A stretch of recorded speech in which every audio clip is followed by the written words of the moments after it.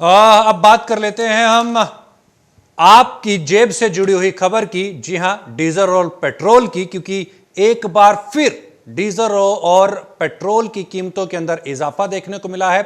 लगातार 18वें दिन डीजल की कीमतों और पेट्रोल की कीमतों के अंदर बढ़ोतरी दर्ज की गई है। देश में एक तरफ जहां कोरोना से जिंदगी में अफरा तफरी मची हुई है, वहीं दूसरी तरफ डीजल और पेट्रोल की कीमतों ने लोगों की जेब पर बोझ डालना शुरू कर दिया है। देश में लगातार 18वें दिन भी डीजल और पेट्रोल के दामों में इजाफा देखने को मिला। राजधानी दिल्ली की बात करें तो एक नया रिकॉर्ड, जी हां, एक नया रिकॉर्ड डीजल और पेट्रोल की कीमतों में दिल्ली के अंदर, देश की राजधानी के अंदर देखने को मिला, जब डीजल की कीमतें पेट्रोल से भी ज्यादा हो गई। सरकारी तेल कंपनियों ने ईंधन की कीमतें बढ़ाई तो दिल्ली में 23 जून को डीजल और पेट्रोल के दाम बराबरी पर आ गए, यानी कि दोनों की कीमत 89 रुपए 76 पैसे हो गई। बुधवार 24 जून की बात करें तो डीजल की कीमत 89 रुपए 40 पैसे से बढ़कर 89 रुपए 88 पैसे प्रति लीटर हो गई। 23 जून के मुकाबले 48 पैसे की बढ़ोतरी 24 तारीख में दर्ज की गई। डीजल की कीमतों में हुई बढ़ोतरी से सीधा असर किसानों की जेब के ऊपर पड़ा है। खरीफ फसलों पर देखने को मिल रहा है। खरीफ फसलों की बुआई का खर्च बढ़ जाएगा। इससे आपको बता दें कि इस समय खरीफ फसलों की बुआई का है। ऐसे में डीजल की कीमतों में बढ़ोतरी सीधे तौर के ऊपर किसान के ऊपर बोझ डालेगी, साथ ही साथ खेती को महंगा करेगी। खेत की जुताई, सिंचाई, बुआई से लेकर मंडी ले जाने तक का खर्च इससे बढ़ गया है। डीजल की कीमतों में भारी बढ़ोतरी से किसान और आम आदमी दोनों पर ही इसकी मार पड़ती दिखाई दे रही है। अंतर्राष्ट्रीय बाजार में यूं तो पिछले 18 दिनों में से अधिकतर दिन कच्चे तेल की कीमतों में एक समानता देखने को मिली। एक रेंज बाउंड देखा गया। अंतर्राष्ट्रीय बाजारों के अंदर कच्चा तेल तकरीबन $35 से लेकर के $40 के दरमियान ही कच्चा तेल घूमता हुआ नजर आया। लेकिन घरेलू बाजार की अगर हम बात करें तो घरेलू बाजार में डीजल की कीमतों के अंदर लगातार इजाफा देखने को मिला है। हालांकि कोरोना वायरस के चलते हुए देश के अंदर पहले ही डीजल और पेट्रोल की कीमतों के ऊपर अलग अलग स्टेट्स ने अलग अलग तरह के टैक्सेस यानी कि सेस लगाए हुए हैं, और जिसकी वजह से पहले से ही तकरीबन 15 से लेकर के 10 रुपए से लेकर के, माफ कीजिएगा, 10 रुपए से 15 रुपए का जो एक डिफरेंस है वो पहले भी पेट्रोल और डीजल की कीमतों के ऊपर दिखाई दे रहा है और उससे कीमतें ऊपर हैं। लेकिन अब बीते 18 दिनों से जो कि कच्चे तेल की कीमतों के अंदर हमने शून्य से इसको वापस $40 पर जाते हुए देखा, तो $40 प्रति बैरल के आसपास जो इस समय पर हम कीमत देख रहे हैं, उसके चलते भी यहां पर पेट्रोल और डीजल की कीमतों के अंदर इजाफा दर्ज किया गया है। पेट्रोल की कीमतों में हालांकि उस हिसाब से बढ़ोतरी दर्ज नहीं की गई है जिस हिसाब से डीजल की कीमतों के अंदर बढ़ोतरी दर्ज की गई है। बीते 18 दिनों में डीजल की कीमतों में 10 रुपए 48 पैसे की बढ़ोतरी दर्ज की गई है। आपको बता दें कि करीब 2.25 लाख हेक्टेयर क्षेत्र में परंपरागत संसाधनों से ही खेती की जाती है, जबकि शेष 2 लाख हेक्टेयर में ट्रैक्टरों के माध्यम से खेती होती है। यानी कि ये 2 लाख हेक्टेयर के ऊपर जो अभी खेती की जाएगी, जहां पर ट्रैक्टर चलेंगे, बिजाई होगी, जुताई होगी, उसका जो खर्चा है डीजल की वजह से वो काफी ज्यादा बढ़ जाएगा। प्रति हेक्टेयर जुताई में करीब करीब 7 लीटर डीजल की खपत होती है। तो यानी कि करीब करीब अगर देखा जाए तो 2 लाख हेक्टेयर के अंदर जब ट्रैक्टर चलेगा तो 14 लाख डीजल की इसके ऊपर खपत होगी। इसके अलावा मंडी तक उसको ले जाने का जो किसान यत्न करता है, उसको ट्रैक्टर पर लाद करके मंडियों तक लेकर के जाता है, उसका भी खर्च, और ये खर्च जो भी खेती के ऊपर पड़ेगा वो इनडायरेक्ट वे के अंदर आम उपभोक्ता की जेब के ऊपर भी जाता हुआ दिखाई देगा। इस पर बातचीत करने के लिए हमारे साथ ठाकुर भानु प्रताप सिंह, भारतीय किसान यूनियन के अध्यक्ष, इस समय पर हमारे साथ मौजूद हैं फोन लाइन पर। ठाकुर भानु प्रताप सिंह जी, स्वागत है आपका मार्केट टाइम्स टीवी पर। भानु प्रताप सिंह जी जय हिंद। भानु प्रताप जी, आपसे मेरा सीधा सवाल, पहला सवाल, क्योंकि डीजल की खपत का सीधा सीधा सरोकार किसान की जेब से है। अब चूंकि अत्याधुनिक उपकरणों से खेती की जाती है और उसमें डीजल की कंजम्पशन काफी अच्छी होती है। एक तो ट्रैक्टर का सीधा सीधा कोरिलेशन नजर आता है कि ट्रैक्टरों से आजकल जुताई होती है, खेती होती है। तो दूसरी तरफ अगर हम हैंडपंप्स की बात करें या फिर जो ट्यूबवेल खेतों के अंदर लगे होते हैं उनकी बात करें, तो वहां पर जो मोटर चलती हैं और कुछ जनरेटर्स के साथ भी हम ट्यूबवेल्स को वहां पर रन करते हुए देखते हैं। जब लाइट नहीं होती तो जनरेटर चलाना पड़ता है किसान को, तो उसमें भी डीजल की खपत होती है। तीसरा, डीजल की खपत आपकी देखने को मिलती है जब फसल तैयार होगी तो उसको मंडी पर भी लेकर के जाना पड़ता है। कितना समीकरण आपको यहां पर बिगड़ता हुआ दिखाई देता? ऐसा है, अब जो हल बैलों से खेती होती थी ना, जी जी, बिना डीजल के जो खेती होती थी जी, उसका जमाना तो चला गया जी। अब तो ज्यादातर खेती ट्रैक्टर से, मशीनरों से, और जो बोरिंग होते हैं जहाँ बिजली नहीं है वहां इंजनों से, जनरेटरों से पानी निकाला जा रहा है। बिल्कुल। हर तरफ डीजल की खपत और मांग बढ़ती है, किसान डीजल खरीदता है। हम बहुत दिन से कह रहे हैं, जिस दिन से डीजल तेज हुआ उसी दिन से कह रहे हैं कि ये डीजल बढ़ रहा है, इस किसान का सर्वनाश करने पर ये सरकारें क्यों उतारू हो गई है। हम जो मांगते हैं कि फसलों के वाजिब दाम दो, किसान आयोग का गठन करो, किसान को फसलों के दाम तय करने का अधिकार दो, वो कुछ नहीं हो रहा है। उसको तो अपने आप लगा देंगे और डीजल की कीमत बढ़ा देंगे। इसका मतलब यह है किसान को आत्महत्या करने का निमंत्रण दे रही है सरकारें। किसान मर जाए, मिट जाए, किसान को तो माखी माचर समझ लिया है इन सरकार चलाने वालों ने। ये तो केवल वोट देने के मतलब का है किसान को। उद्योगपतियों को 20 लाख करोड़ दे दिया जाए और किसान का डीजल तेज हो जाए और किसान मर जाए, इसकी किसी को चिंता नहीं है।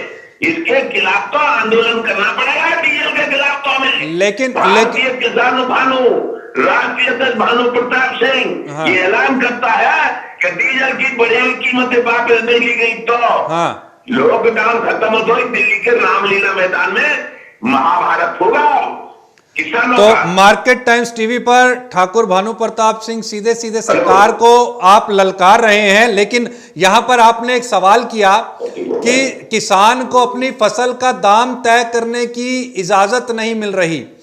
चूंकि अभी सरकार ने कुछ अमेंडमेंट्स किए हैं, एपीएमसी के एक्ट के अंदर बदलाव किया है, मंडियां खत्म कर दी हैं, किसान को सीधा सीधा राइट दे दिया है कि आप अपनी फसल को दुनिया के किसी भी कोने में बिना किसी दबाव के कहीं पर भी बेच सकते हैं। आप अपनी किस नजदीक की मंडी में बेच सकते हैं। अगर आपको वहां अच्छा दाम नहीं मिल रहा, आप पड़ोसी राज्य के अंदर आप इसको बेच सकते हैं। तो इस तरीके की जो सरकार ने यहां पर बदलाव किए हैं, एपीएमसी एक्ट के अंदर में बदलाव किया है, एसेंशियल कमोडिटी एक्ट के अंदर में बदलाव किया है, और साथ ही सरकार तो यह भी कह रही है कि हर महीने आपको 2000 रुपए की जो किस्त है, माफ कीजिएगा हर क्वार्टर, तकरीबन साल के अंदर 6000 रुपए की जो किस्त है वो किसानों को, हर किसान को दी जा रही है। भानु प्रताप जी, चूंकि आपने एक सवाल उठाया था कि किसानों को उनकी फसल का दाम तय करने की इजाजत नहीं दी जा रही, लेकिन अभी फसल के वाजिब दाम भी नहीं दिए जाते। उसके बाद किसान की सारी अब तो कमाई खेती की ट्रैक्टर से होती है, डीजल से होती है। अब लागत मूल्य बढ़ेगा तो किसान आत्महत्या करेगा, उसके पास और कोई लेकिन ठाकुर जी, अभी जो सरकार ने अमेंडमेंट किए हैं इसी जून महीने के शुरुआत में कि किसानों का जो एपीएमसी एक्ट था, पहले यह होता था कि किसानों को अपनी फसल मंडी में बेचनी ही लाजमी होती थी और उसके ऊपर मंडी टैक्स भी लगा करते थे, तो एपीएमसी को ही खत्म कर दिया, डिमोलिश कर दिया। अब किसानों को यह राइट दे दिया कि आप दुनिया के किसी भी कोने में, ना सिर्फ देश के, राज्य के, बल्कि दुनिया के किसी भी कोने में अगर आपको उचित दाम मिलता है तो किसान उस फसल को बेचने के लिए स्वतंत्र है। चाहे आप विदेशों में इस फसल को बेच दीजिए अगर आपको अच्छे दाम मिलते हैं, या फिर आप अपने पड़ोसी राज्य को भी। दुनिया के कोने में चली जाएगी। तारा नहीं लगेगा दुनिया के कोने में जाने में। दुनिया के कोने में जाने में बाधा नहीं लगेगा। बेशक। कहाँ ले जाएगा ये किसान? हाँ दुनिया के कोने में कहाँ ले पहुंचेगा किसान अपनी फसल? हाँ बेवकूफ मत बनाओ। ये सब बेवकूफ बनाने के आपकी योजना है, दुनिया के कोने में ले जाए। कहाँ ले जाए दुनिया के कोने में? कहाँ ले जाए? हाँ हवा में उड़ा देगा फसल को। हाँ। तो अभी अभी अभी जो चैलेंज आ रहा है ठाकुर भानु प्रताप जी, क्योंकि सरकार ये कहती है कि इंटरनेशनल ठीक है सर, विदेशों के अंदर कच्चे तेल की कीमतें बढ़ रही हैं, तो इसलिए डोमेस्टिक मार्केट में भी बढ़ रही हैं। कैसे ले जाएगा भाई साहब? हाँ ये सवाल उठता है कि वो लेकर के कैसे जाएगा। विदेशी कंपनी आकर के किसान से खरीद सकती है, बहरहाल कि कंपनियों को आपके खेत तक पहुंचना पड़ेगा। मुद्दा हालांकि बहुत गंभीर है, क्योंकि निश्चित तौर के ऊपर आपका जो डीजल एसेंशियल एक ऐसी कमोडिटी है जिसको खेती के अंदर कंज्यूम होना ही होना है। अगर खेती अच्छी करनी है तो डीजल का वहां पे प्रयोग होगा ही होगा, और इससे निश्चित तौर के ऊपर एक लागत बढ़ेगी। गुरनाम सिंह राष्ट्रीय किसान यूनियन से भी हमारे साथ में इस समय पर रहे। गुरनाम जी, स्वागत है आपका मार्केट टाइम्स टीवी पर। गुरनाम जी, डीजल की बढ़ी हुई कीमतों पर पहला आपका रिएक्शन? जी, जो बिजली की कीमतें बढ़ रही है लगातार, ये 100 किलोमीटर की जी आज जो प्रॉब्लम है कि फसल का जो रेट है वो जो मिलना चाहिए वो भी नहीं मिल रहा है। जैसे उदाहरण के तौर पे मक्का है, हाँ 1760 रुपए भाव है और मंडी में हाईएस्ट भाव 1100 रुपए है। हाँ और दूसरी तरफ जो डीजल रेट है हाँ वो पिछले चंद दिनों में 10 रुपए लीटर बढ़ गया है। हाँ। यानी अगर 1 रुपए का डीजल है तो उस पर 3 रुपए टैक्स है। हाँ यानी 3 गुना, पौने 3 गुना टैक्स है इस वक्त। और इतनी किसान की लागत बढ़ रही है, टैक्स इसके डीजल के जो रेट बढ़े हैं उससे फसल की लागत बढ़ गई। और दूसरा जो लेबर है, धान लगाने की लेबर, उसके रेट पिछले साल से करीब 1.5 गुना से 2 गुना रेट उसके हो गए हैं।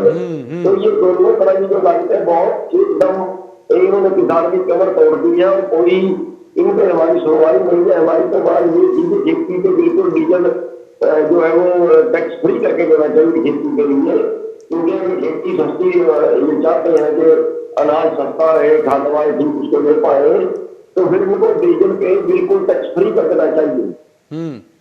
लेकिन अगर टैक्स फ्री कर देंगे, क्योंकि बहुत बड़ा इनकम का सोर्स है। 1 एकड़ वाले किसान को 50 लीटर डीजल पे कम से कम का टैक्स उसको मिलना चाहिए। लेकिन मेरा आप दोनों से ही एक सवाल है, ठाकुर भानु प्रताप सिंह जी आपसे भी, गुरनाम सिंह जी आपसे भी। पहले ठाकुर प्रताप सिंह जी, आपसे मैं ये जानना चाहूँगा कि सरकार के पास इनकम ऑफ सोर्स का जो एक जरिया है, क्योंकि यहाँ पर इस समय पर देखने को ये मिला कि कोविड आ गया, वायरस फैल गया और देश जो है वो कई दिनों तक लॉकडाउन के अंदर रहा और अभी भी सुचारू रूप से अर्थव्यवस्था में नहीं आया।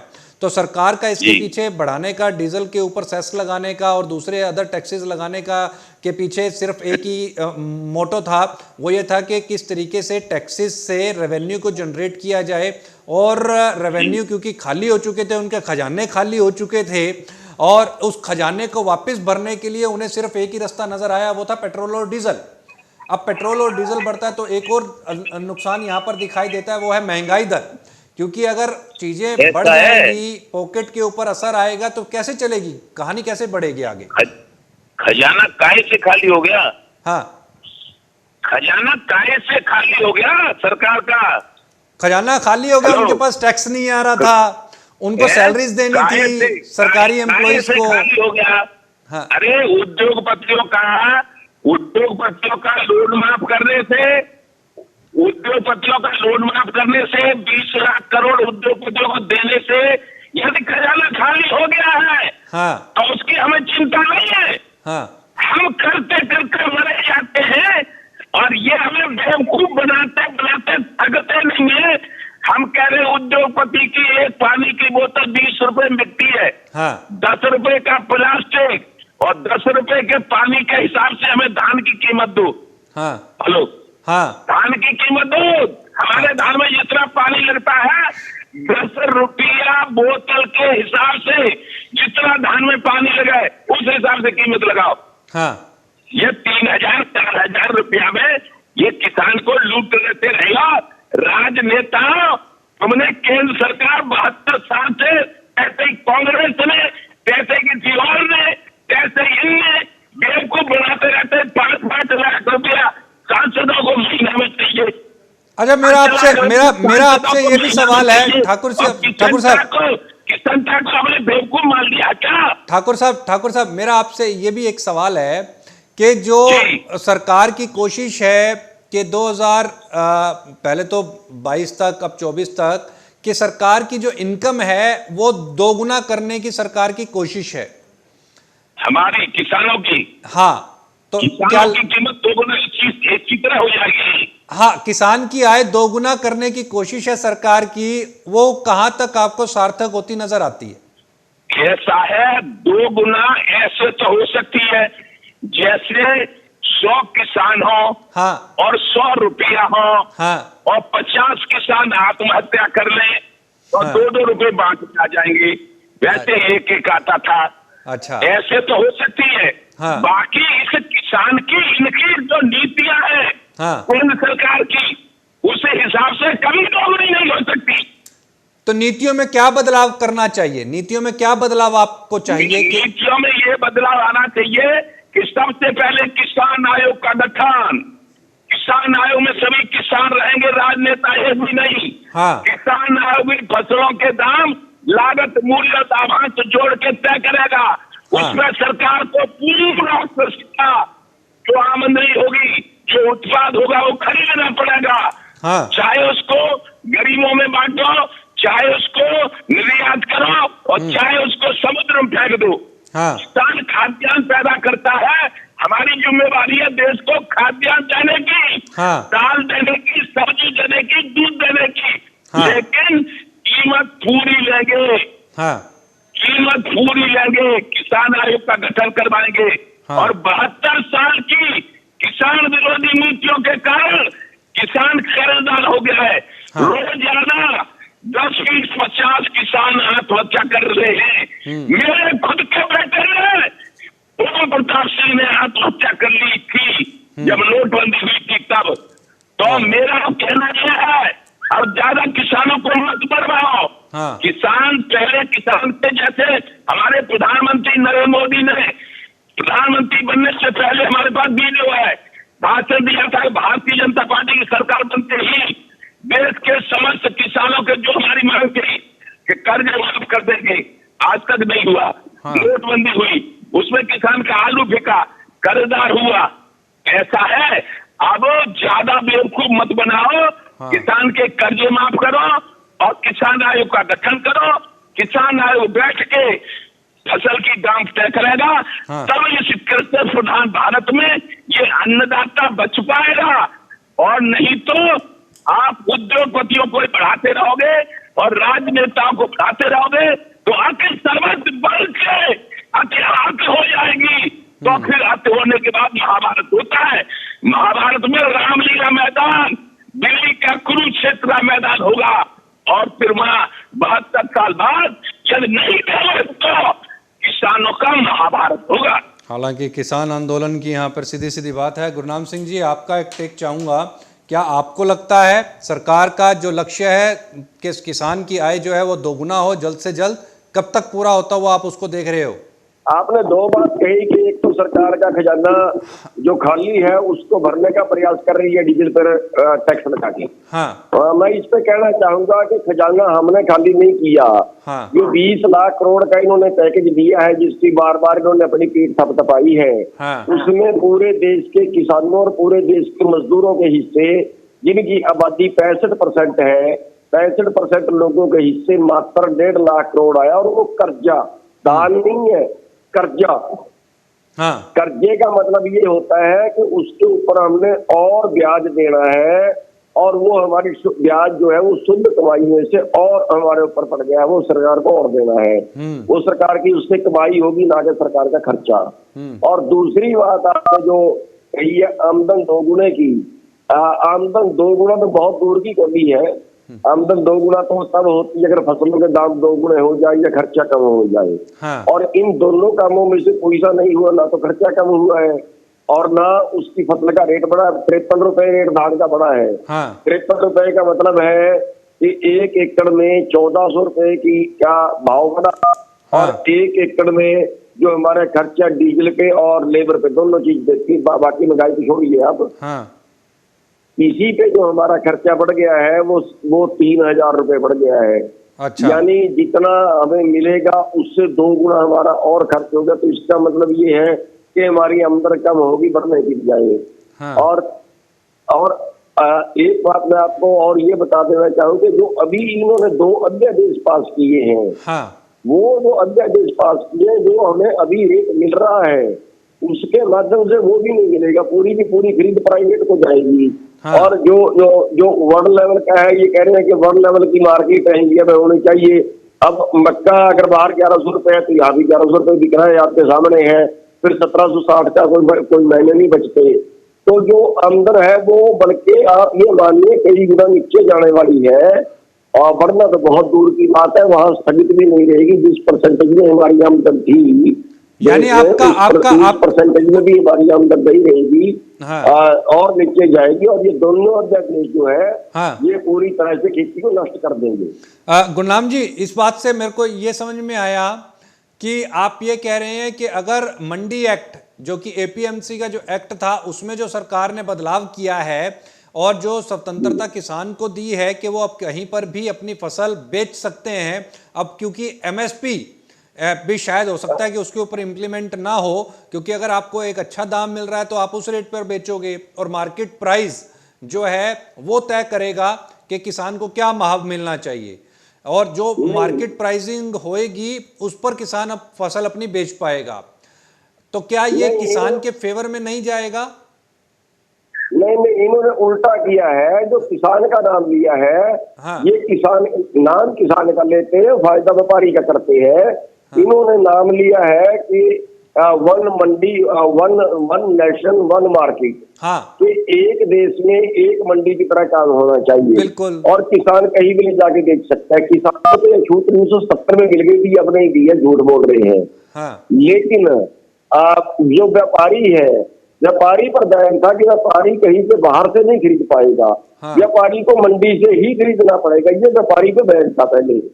व्यापारी नहीं था कि मेरे घर से खरीद ले, कहीं सड़क से खरीद ले, वो केवल मंडी से ही खरीद सकता था। और ये इसलिए बनाया गया था कि सभी व्यापारी जब मंडी में जाएंगे तो मंडी में कंपटीशन होगा।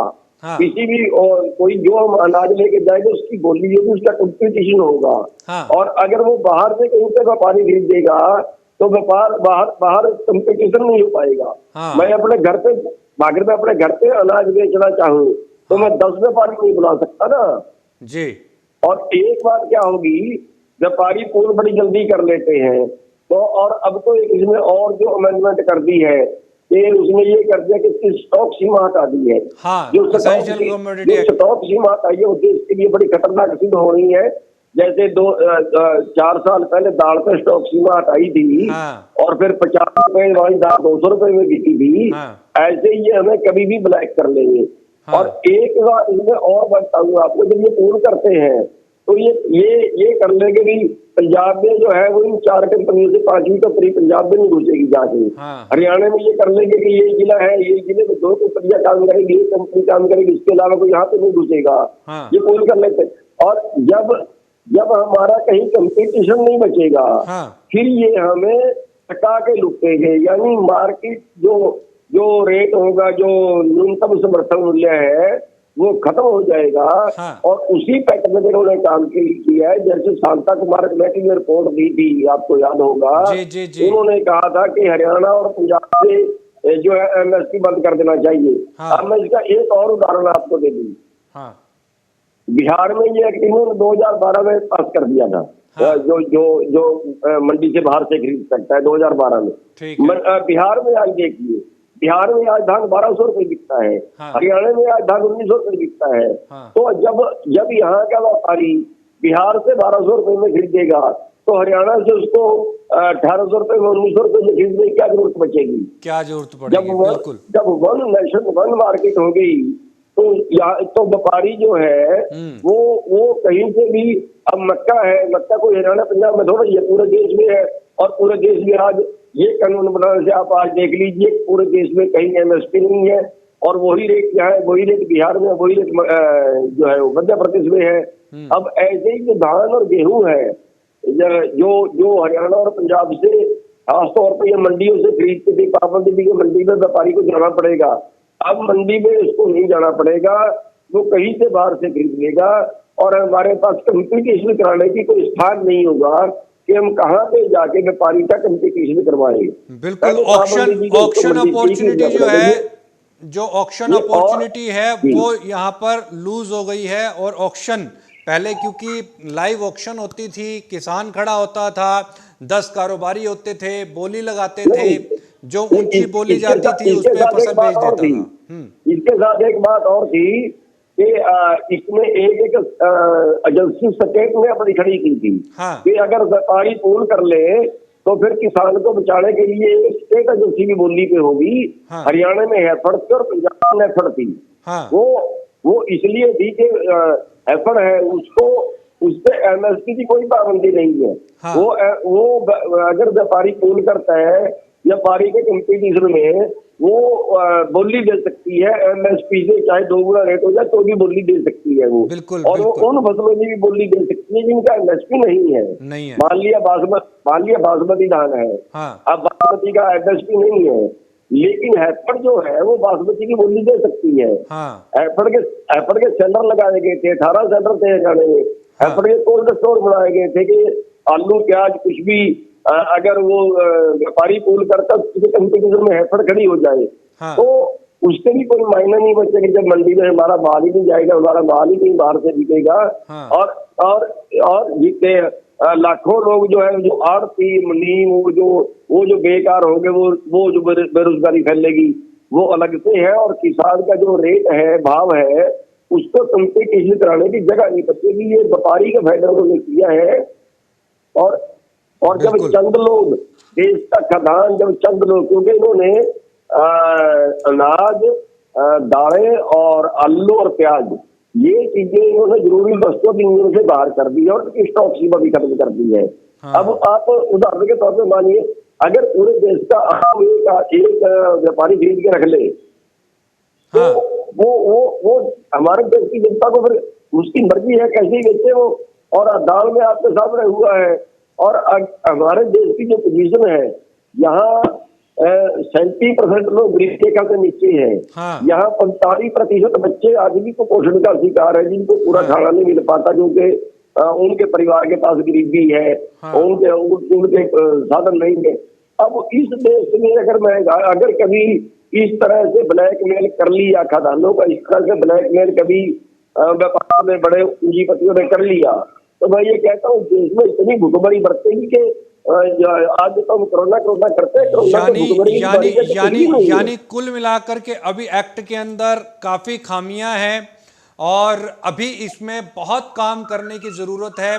अमली जामा क्या पहनेंगे ये जो एक्ट के अंदर बदलाव हुए हैं, किसानों की जेब के ऊपर कैसे फायदा पहुंचेगा, ये बहरहाल आने वाला समय बताएगा। और जैसे जैसे प्रैक्टिस इसके अंदर ट्रेड के अंदर बढ़ेगी तो तब पिक्चर जो है वो थोड़ी सी और उभर करके सामने आती हुई दिखाई देगी। आप दोनों ही खास मेहमानों का बहुत बहुत शुक्रिया, बहुत बहुत धन्यवाद। ठाकुर भानु प्रताप सिंह जी, बहुत बहुत शुक्रिया। गुरनाम सिंह जी, इस तमाम जानकारी के लिए, इस डिबेट में बने रहने के लिए। आप कहीं मत जाइए, क्योंकि मार्केट टाइम्स टीवी पर खबरों का सिलसिला लगातार जारी है।